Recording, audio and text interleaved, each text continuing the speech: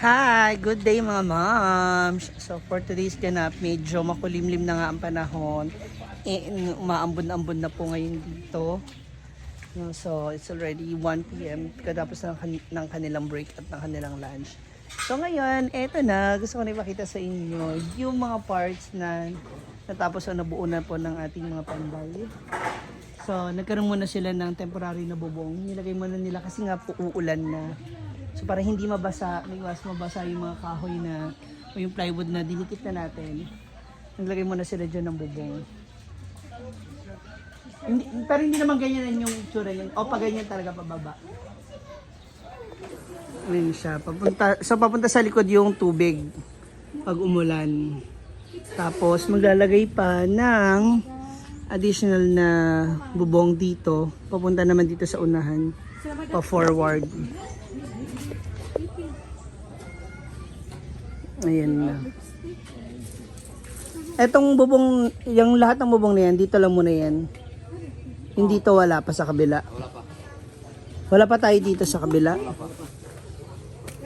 So, ilan dito? 10? 10?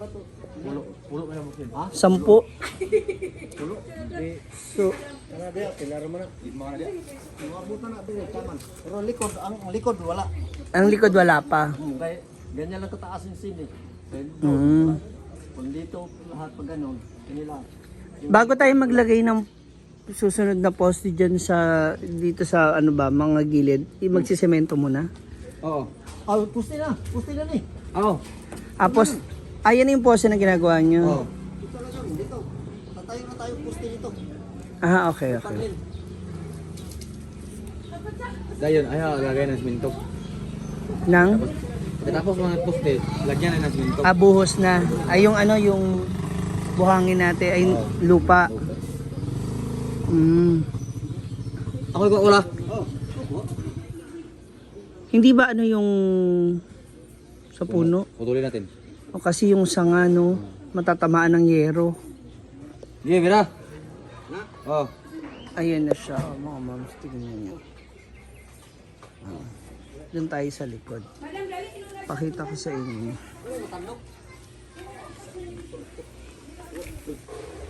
Dito sa likod. Ayan na information ng mga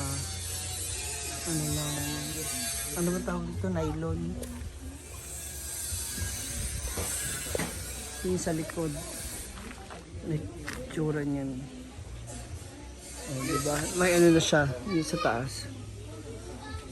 Iba-welding ba yun sa taas, kuya? Oo. Oo, hindi. Baliban na sa yung barel, tapos welding din.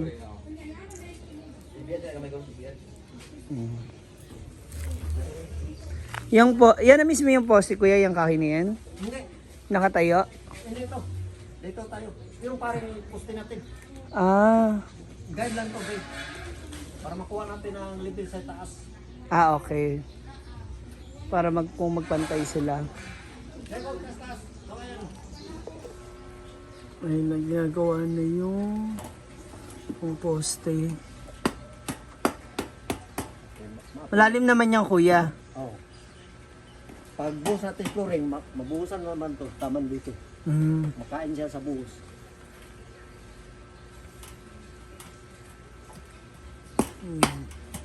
Ano magiging poste? Ilan pa yan? 3? Doon sa kabila. Para yung sablayan natin ng hero, yung bubong, dito na dito. Okay. Papunta na siya.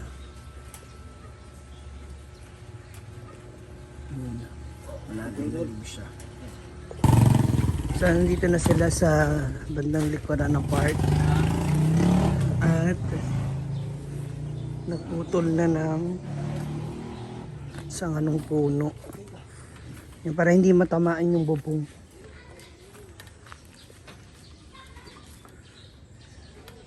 Ito yung ibang part. Ayan, natanggalan nila.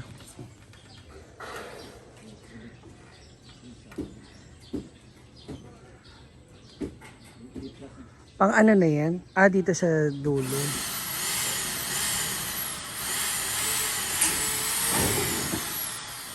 Saka dito banda sa CR.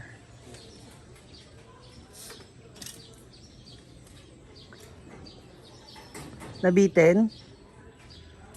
Nabitin? Hindi, para, Saka temporary lang to kasi para makalinsa kami doon, kagaya ng isa ba? Kabutan kami ng poste doon, isa.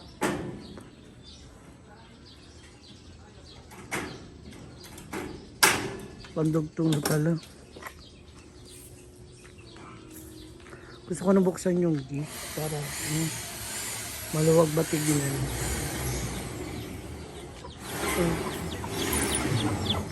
Dito. Ang gusto ko ipa-hukay. Paano ba? Para maayos yung pagkakaano ng... Pwede rin kaya ito itabon yung mahuhukay dito? Dito? Yung mahukay natin yan, dyan natin ilagay. Pwede na. Oo, dyan natin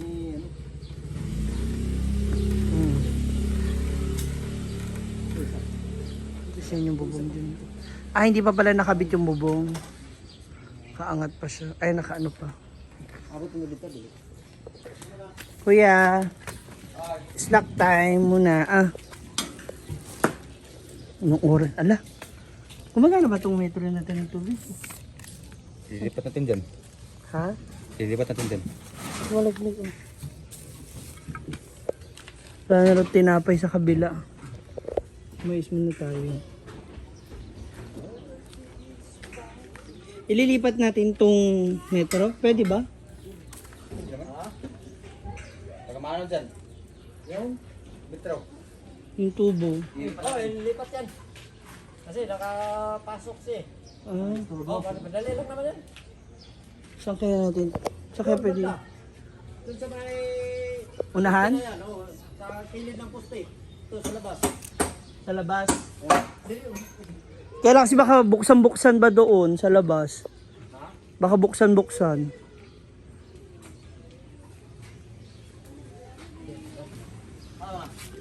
Okay lang din? Mga gripo dyan.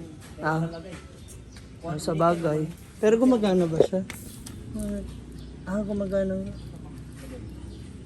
Nakasalam muna natin yung tubig. Metro ng tubig. At ay dyan yung metro ng ating ilaw or so unti-unti dandahanin natin. Ito na yung pang apat na na poste. Tapos sa gitna maglalagay rin kuya, hindi na. Doon. Na poste, hindi na. Dito? Wala na siguro. Diretso na. Kaya naman na yan. Yung kagaya nito. Hindi na yan babagsak. Ay, hindi na. Kasi may support naman siya, kagaya ng ganito eh. Okay. Yung kagaya nito, ilalagay natin ito, pag ganun. Ayun ganun, pag ganyan yun. Pag nakabit na yun, itong ganito, Idudugtong doon sa kabila. Okay. bubong na dahil, bubong na. So, this is it mga moms. That's all for now. So, kung mapapansin nyo, wala ngayon dito si Daddy Jun kasi po, birthday ng kanyang mama ngayon. Ayan, happy birthday moms. Ayan, and sa ngayon, tuloy-tuloy naman yung ating gawa. So, after this, yung bubong and yung mga poste niya is magbubuhos naman na tayo dito ng lupa sa pwesto na to para medyo i-elevate natin siya. Tapos, tsaka siya full cement ba? Sementado lahat to?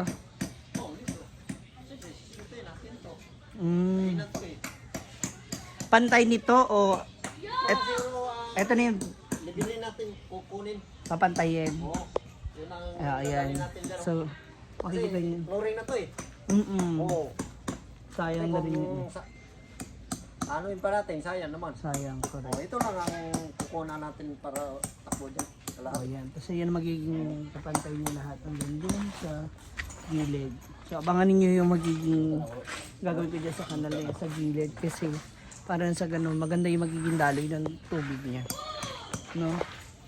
Tapos dun yung magiging drainage ng sa CR, ay ng lababo.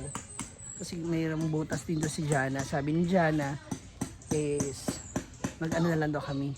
Mag-share na lang kami doon. Total, pang lababo lang naman. Para sa ganun, hindi masyado nagbaba sa unahan. So that's it. That's all for now mga moms. So balik muna tayo ulit ng hinaguan. Tingnan natin kung ano naman mga kaganapan doon. Actually, after ko dito, dadalo din pala muna ako sa bahay ni Mia kasi titignan ko naman, sisilipin ko rin kung kamusta naman yung kanyang bahay doon. No? Lalo na yung mga ibang gamit niya. So, baka i-on ko lang sandali, panandalian yung kanyang kuryente. Then, after that, punta na ako ng hinaguan. So, mga moms, please comment down below and share and like this video. Okay, God bless you. Bye-bye. Baka abutan tayo ng ulan.